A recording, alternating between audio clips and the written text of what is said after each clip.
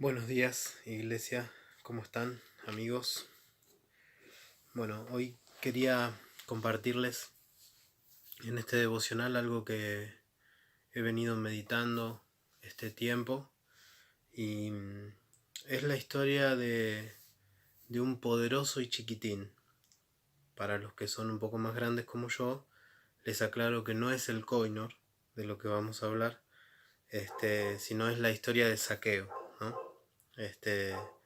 Y realmente Dios me viene ministrando con la historia de este hombre, con la vida de él. En realidad no tanto con la vida en sí, sino con el episodio que relata Lucas. Es el único evangelio que lo relata.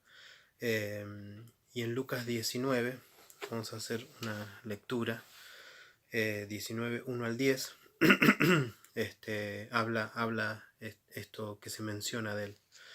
Y yo pensaba en esto, en la historia de Zaqueo. Hay un proceso que me encantó, ¿no? Y es un proceso que en lo personal me está ministrando mucho, y es conversión, restitución y salvación. Es lo que veo en la historia de él. Así que bueno, vamos a leerlo rápidamente. Dice: habiendo entrado Jesús en Jericó, iba pasando por la ciudad, y sucedió que un varón llamado Zaqueo, que era jefe de los publicanos y rico, procuraba ver quién era Jesús, pero no podía a causa de la multitud, pues era pequeño de estatura, y corriendo delante subió a un árbol sicomoro para verle, porque había de pasar por allí. Cuando Jesús llegó a aquel lugar, mirando hacia arriba, le vio y le dijo: Zaqueo, date prisa, desciende, porque hoy es necesario que pose yo en tu casa. Entonces él descendió a prisa y le recibió gozoso. Al ver esto, todos murmuraban, diciendo que había entrado a posar con un hombre pecador. Entonces Zaqueo, puesto en pie, dijo al Señor: he aquí, Señor, la mitad de mis bienes doy a los pobres, y si en algo he defraudado a alguno, se lo devuelvo cuadruplicado. Jesús le dijo: hoy ha venido la salvación a esta casa, por cuanto él también es hijo de Abraham, porque el Hijo del Hombre vino a buscar y a salvar lo que se había perdido. Perdonen, no tengo mucha luz acá, pero bueno, creo que se entendió. Igual ustedes lo pueden corroborar en sus Biblias. Pero bueno, rápidamente voy a tratar de contarles lo que yo entiendo, ¿no? Lo que Dios viene ministrando a mi vida. En el capítulo 1 dice que Jesús es el que pasa, ¿no? Entonces, siempre Dios es el que toma la iniciativa. Y en esta ocasión Jesús pasa. No es casualidad, no era algo, como digo, casual, sino que había un propósito.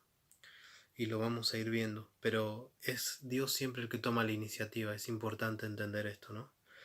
En el capítulo 3 dice que Zaqueo, ahora Zaqueo, ¿no?, procuraba ver quién era Jesús, pero no podía. Entonces, corriendo delante, subió a un árbol sicomoro para verle. Zaqueo yo lo veía como representa a un enano espiritual, ¿no? Pensaba en esto, ¿no? Pensaba en personas, en nosotros. Nosotros podemos ser un enano espiritual, podemos ser una persona que no está a la altura de la circunstancia, o una persona que todavía es un pequeño espiritual, ¿no? Entonces dice que él procuraba ver a Jesús, pero no alcanzaba. Entonces corrió y subió a un árbol sicomoro. Un sicomoro es como una higuera egipcia. Entonces vemos que Zaqueo tenía eso en su corazón. Él procuraba verlo, él quería verlo.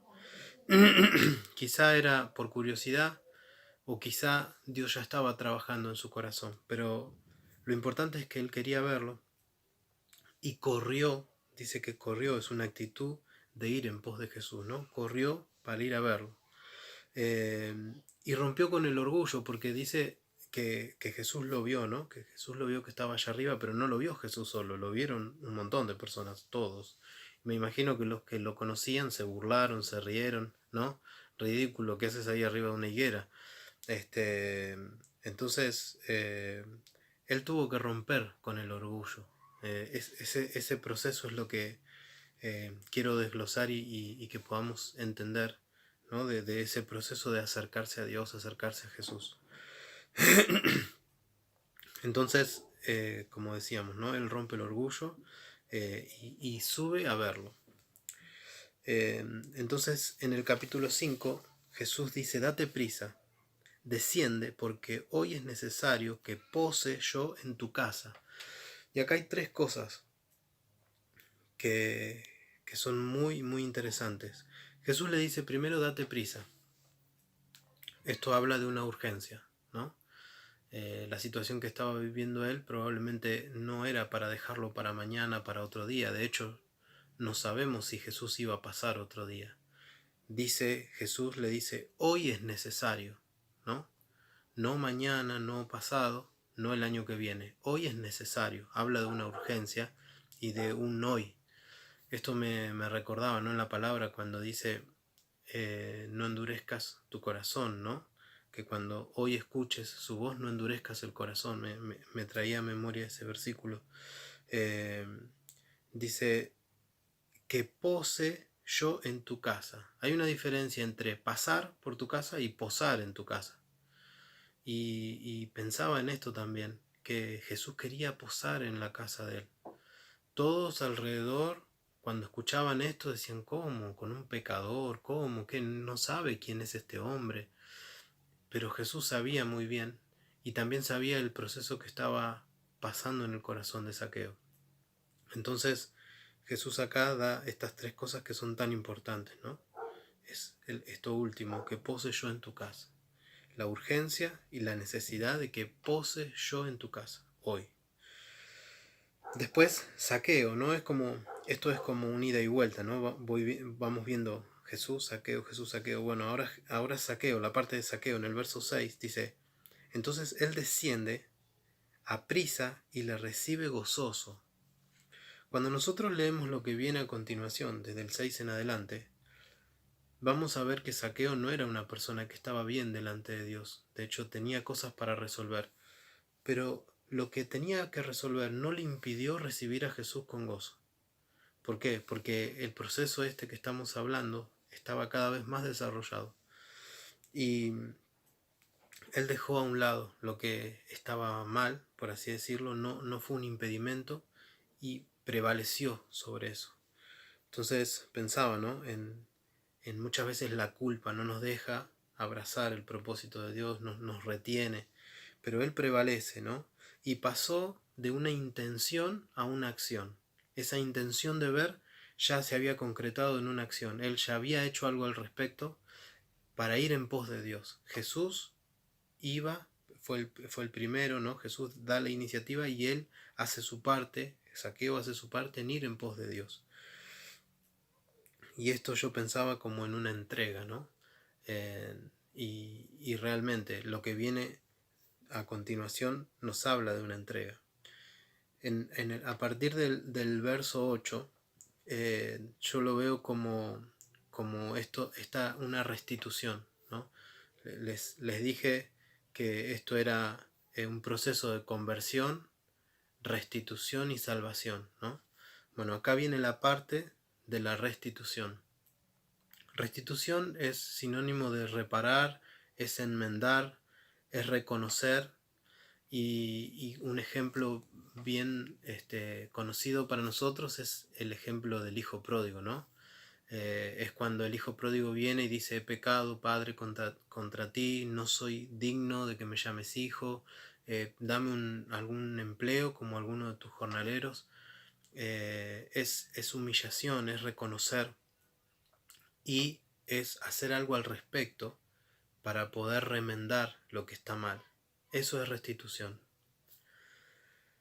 Entonces en el verso 8, Zaqueo dice, puesto en pie, dijo al Señor, la mitad de mis bienes doy a los pobres, y si en algo he defraudado a alguno, se lo devuelvo cuadruplicado.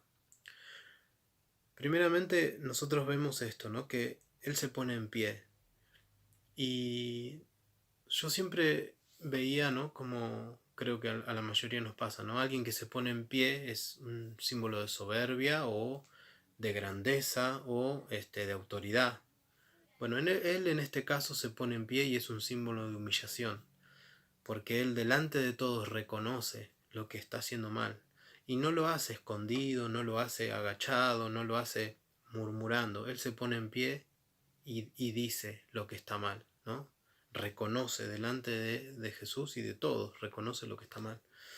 Y realmente para una restitución, yo entiendo que el primer paso es la humillación, humillarnos delante de Dios.